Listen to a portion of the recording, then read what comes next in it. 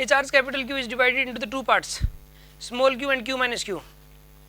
If the Coulomb repulsion between them when they are separated is to be maximum, the ratio of capital Q by small q should be.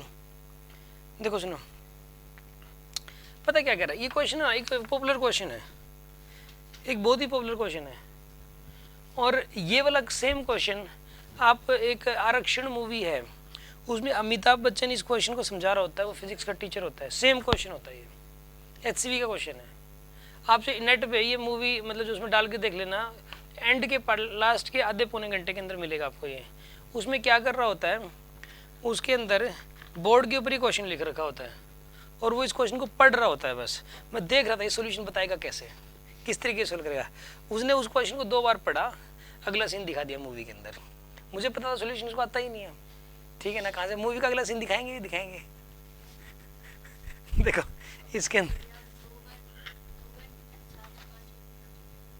ये बात बता चुका हूँ, नहीं मैंने question भी नहीं बताया कौन से वाला है, क्वेश्चन ये वाला था, वो मेरा सेम क्वेश्चन लिख रखा है। क्या कह रहे हो, वर्ड टू वर्ड ये वाला क्वेश्चन। ओके देखो इसके अंदर जो है ना, इसके अंदर देखो क्वेश्चन में क्या कह रहे हैं, 10 कूलम चार्ज है, 10 कूलम है मान लो, इसको 2 हिस्सों में डिवाइड करके d डिस्टेंस पे रख दिया। आपको ये बताना है इनके बीच में जो रिपल्शन होना चाहिए मैक्सिमम होना चाहिए, मतलब मैक्सिमम फोर्स लगना चाहिए। तो कौन से 2 हिस्से बनाओगे, देखो कौन कौन से पॉसिबल हिस्से बन सकते हैं, वैसे कर करके देखते हैं। 1 और 9, एक तो 1 कूलम और d डिस्टेंस पे क्या रख दिया आपने, 9 कूलम।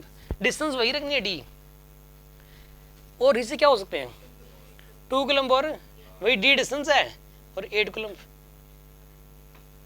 यहाँ पर तो ये 3 कूलम है और वही d डिस्टेंस है और क्या रख दिया यहाँ पे 7 कूलम, है ना।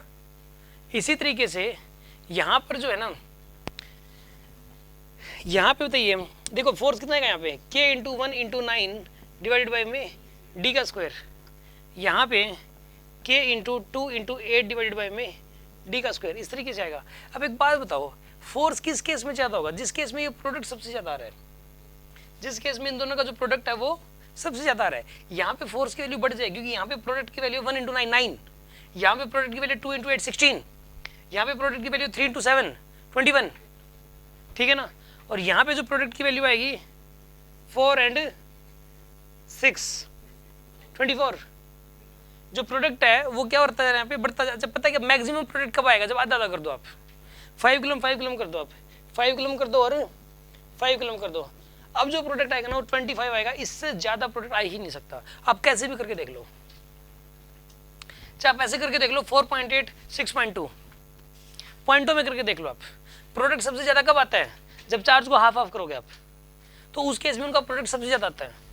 अगर यहाँ पे 12 कूलम होता है 12, तो 6 के 2 चार्ज बना दो, वो एक दूसरे पे मैक्सिमम रिपल्शन लगाएंगे। अगर 12 कूलम है उसे कोई और 2 हिस्से करोगे आप, तो मैक्सिमम फोर्स नहीं लगाने वाले एक दूसरे पे। मैक्सिमम फोर्स कब लगता है, जब वो एक दूसरे के जब चार्ज को आप इक्वली 2 पार्ट्स में डिवाइड करते हो, उस केस में फोर्स मैक्सिमम लगता है। आगे ना बात समझ में आपको। तो यहाँ पर इसका जो आंसर आएगा वो इसने capital Q by small q पूछा है। Capital Q by small q, small q की वैल्यू q/2 करनी पड़ेगी ना। टोटल चार्ज q था, टोटल चार्ज क्या था कैपिटल Q, स्मॉल q उसका एक हिस्सा है, तो उस एक हिस्से की जो वैल्यू होगी वो कितनी हो जाएगी बताइए यहाँ पे, q/2 वो हो जाएगी q/2, यानी कितना है यहाँ पर ये 2/1, ठीक है।